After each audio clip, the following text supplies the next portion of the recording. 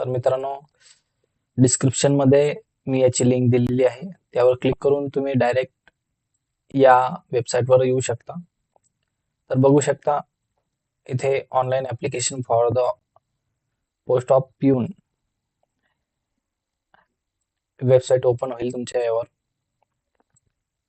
त्यानंतर इथे खाली नेमवर क्लिक करायचं आहे. इथे श्रीवर क्लिक करायचं आहे. इथे तुमचं नाव, फर्स्ट नेम, मिडल नेम आणि लास्ट नेम टाकून घ्यायचं आहे.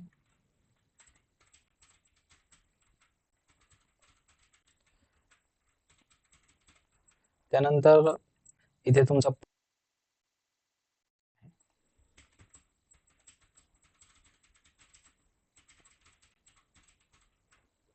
ऍड्रेस हा पूर्णपणे अचूक भरायचा आहे मित्रांनो.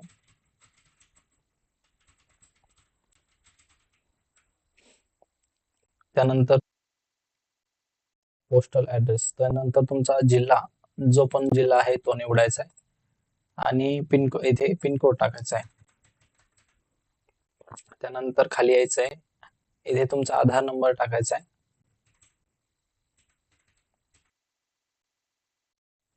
त्यानंतर इथे तुमचा मेल आयडी टाकायचा आहे.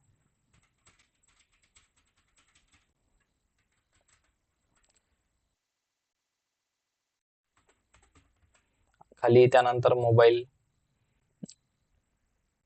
नंबर,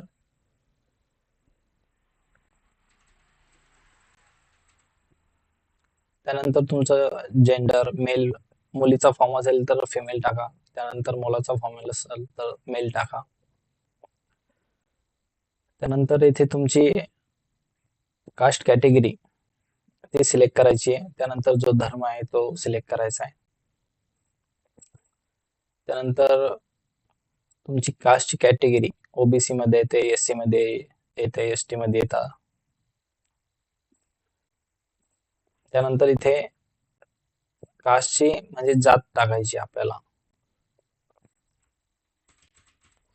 आपल्या कास्ट सर्टिफिकेटवर आपल्या जातीचा उल्लेख असतो मित्रांनो, तो इथे टाकून द्यायचा.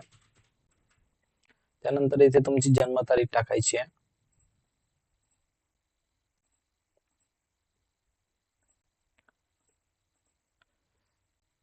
त्यानंतर तुमचा प्लेस ऑफ बर्थ म्हणजे जन्माचे ठिकाण हे टाकायचं आहे. त्यानंतर तुम्ही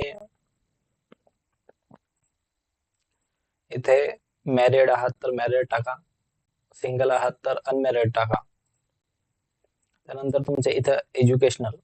आता बऱ्याच विद्यार्थ्यांना मित्रांनो प्रॉब्लेम येते की आपण 7वी तर पास आहोत, पण आपल्याकडे 7वीची मार्कशीट अवेलेबल नाहीये. तर अशा वेळेस मित्रांनो इथे एसएससी यावर क्लिक करायचं आहे. कारण समोरचं जे शिक्षण आहे त्याचे तुमच्याकडं सर्टिफिकेट असतातच. त्यानंतर तुम्ही एसएससी वर सिलेक्ट करायचं आहे. त्यानंतर स्ट्रीमवर एसएससी येते. त्यानंतर इथे मराठी टाईप करायचं आहे. त्यानंतर समोर जे बोर्ड आहे तुमचं ते इथे टाकायचं आहे आणि तुमचं पासिंग इयर हे टाकायचं आहे. जेव्हा पण तुम्ही 10वी पास असाल तर इथे पासिंग इयर टाकणं अत्यंत महत्वाचं आहे. त्यानंतर इथे सर्वात मेन स्टेप आहे मित्रांनो, 10वी तुम्ही पास झालात तर 10वीची टक्केवारी इथे आपल्या मार्कशीटवर बघायची आहे. आपल्याला किती टक्के आहे, काय आहे ते इथे टाकायचं आहे. 500 पैकी किती आहे. तर इथे आपल्याला मार्कशीट वरचे टक्के टाकायचे आहे.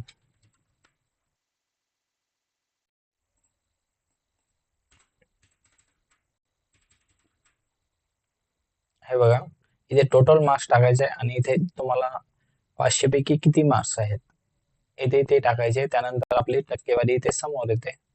त्यानंतर ऍड वर क्लिक करायचं आहे. जर तुमचं 12वी झाले असेल तर 12वी वर क्लिक करायचं आहे. त्यानंतर जर तुम्हाला 12वी नसेल तर तुम्ही लेस वर क्लिक करू शकता. त्यानंतर in the candidate domicile of Maharashtra तिथे एस करायचं आहे. त्यानंतर जी लँग्वेज तुम्हाला लिहिता वाचता येते त्यावर क्लिक करायचं आहे. त्यानंतर इथे खाली यायचंय, candidate work in any government department, इथे नो करायचंय. हे सर्व नो करायचंय मित्रांनो. जर तुमच्यावर एखादा गुन्हा दाखल असेल तर येस करू शकता, जर नसेल तर नो करू शकता. त्यानंतर सर्व नोच करायचे मित्रांनो. जर तुमच्यावर एखादा गुन्हा दाखल नसेल तर नो करून टाकायचे सर्व. त्यानंतर सर्वात महत्वाचं मित्रांनो, आता तुमच्याकडे कॅरेक्टर सर्टिफिकेट इथे टाकायचे मित्रांनो. म्हणजे दोन व्यक्तीची नावं इथे टाकायचे, म्हणजे ज्यांना तुम्ही ओळखता किंवा ते तुम्हाला ओळखतात अशा दोन व्यक्तीचे इथे नावे टाकायचे कॅरेक्टर सर्टिफिकेट साठी. म्हणजे गावातील सरपंच किंवा ग्रामसेवक, पोलीस पाटील यांचे हे नाव, ऍड्रेस आणि नंबर हे इथे टाकायचं आहे. इथे 1 आणि इथे 2 इथे टाकून घ्यायचं आहे.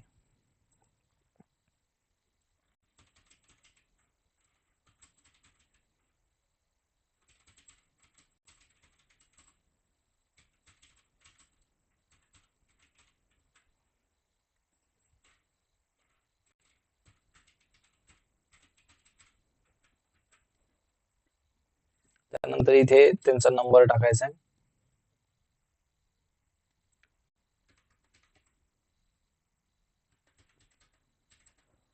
त्यानंतर ऍड्रेस टाकायचा त्या व्यक्तीचा. इथेही सेम डिटेल टाकायचे मित्रांनो, पण नाव चेंज पाहिजे दोन व्यक्तीचे जे तुम्हाला ओळखतात. गावातील पोलीस पाटील, सरपंच हे कोणीही असेल तरी चालेल,